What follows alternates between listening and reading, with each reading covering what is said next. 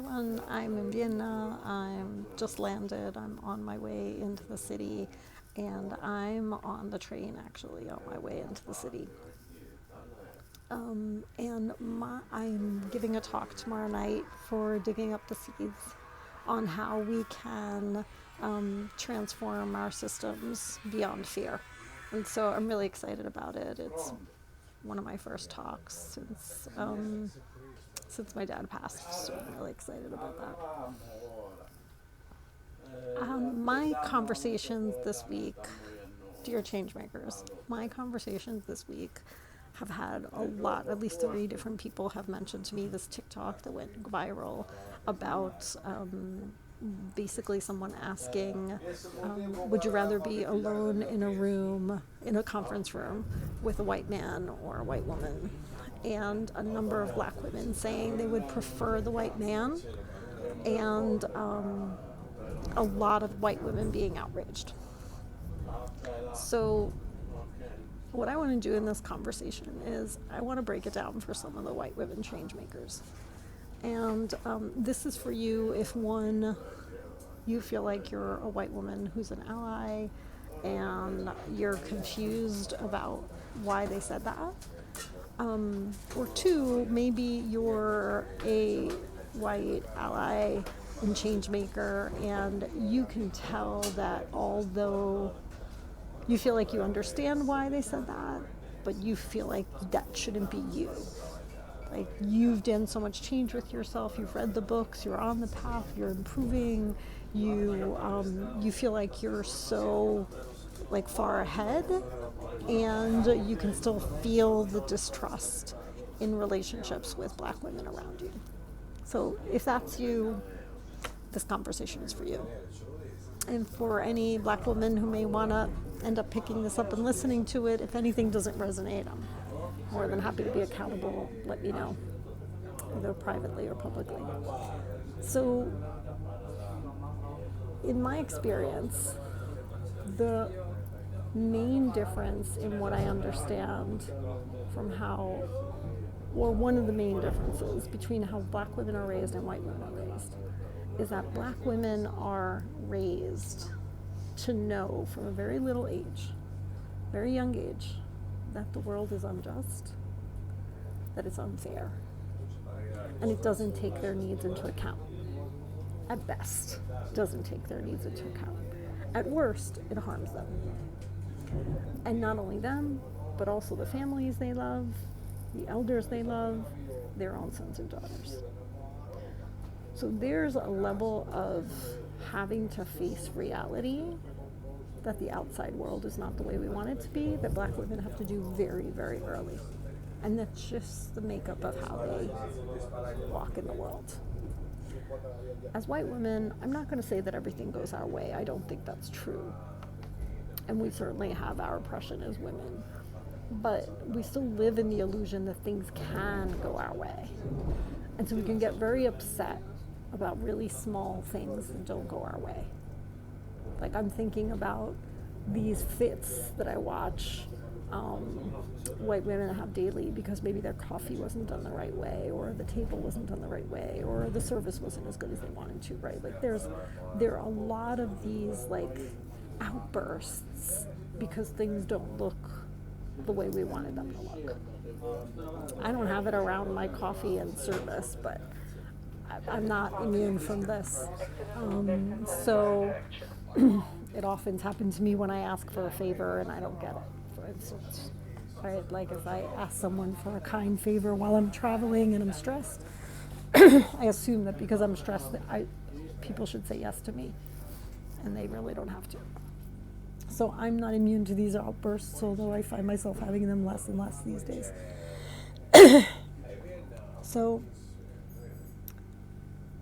I would say, because black women have had to grow up really fast and really soon as children, one of the things, in my experience, I think black women look for in us for safety, to find out which white person can be safe enough or not, is emotional maturity. They're looking for people who feel grown up and responsible in our behaviors, in our emotional makeup, in the way we look at the world. So I'm one who believes that interracial relationships don't get healed just when we're talking with each other. There's amount of work that we as white folk have to do when no one's in the room. So here are 3 things that you can do when no one's in the room, when it's just you. Black folk don't even need to be there, to become a more trustworthy ally. If your goal is to have better relationships across race lines and be a more trustworthy ally, these are 3 things you can focus on. So I would say number 1, stop fighting reality. Stop trying to get super upset because something isn't the way you want to, and learn how to accept it quicker and to adapt quicker. So in the case of the Starbucks coffee that was supposed to come without sugar and came with sugar, learn how to just accept it and move on.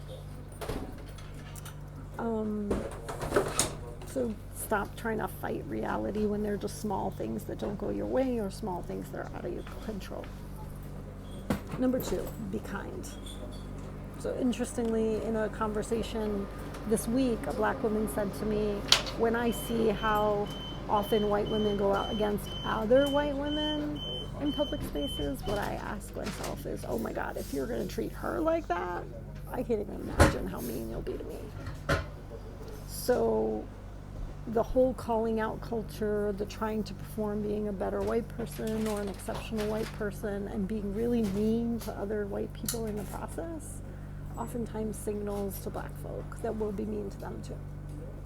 So consider being kinder to yourself in your moments of weakness, being kinder to yourself in your places of growth and discomfort, because the kinder you are to yourself and the more grace you have with you, the more grace you'll have with other people as well.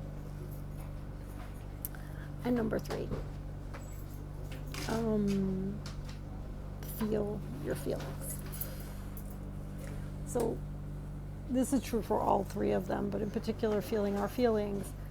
We have a history, we as white folk have a history of projecting onto folks of color our feelings, especially the feelings we don't want to admit we have. This is how the whole stereotype and imagery of black folk being passionate and over-sexualized, it came from the fact that we didn't admit that we were actually the ones who were suppressed and obsessed with sex, and then we projected it onto black folks. So when we don't feel our feelings, when we don't own our feelings, it's very easy to blame others for them, and it's very easy to project them onto other people. So one of the ways of becoming more trustworthy is to feel our feelings and be really, really honest with ourselves about what is it that we feel or what is it that we don't feel. So coming back to our 3 things. 1, be kind. 2, feel your feelings. 3, stop fighting reality. And I want to say, because this is probably, there is a long history. This isn't about you personally. You personally will do the things that you do, but there is a long history of folks of color being harmed and killed and tortured when white folks don't feel our feelings, when we think something's right and are willing to implement it or impose it at any cost, and when we're fighting reality and or want to blame someone else because something isn't the way we wanted it to be. There is a long, long history of folks of color being harmed because of our emotional immaturity. And so my invitation is that we focus on our own emotional maturity, because it'll improve our relationships, but honestly, emotional maturity also makes life a lot easier and a lot more fun. It's easier to embrace the joy of life and thrive when we're emotionally mature than when we're upset about every single thing for every single moment of every single day that things didn't go our way. So I'd love to hear what you have to say about that. Those are my first thoughts. I have a feeling I'll do some more videos because I have so much more to say on this topic. I could just keep going. Good to be with you, and happy day, change makers. Ciao.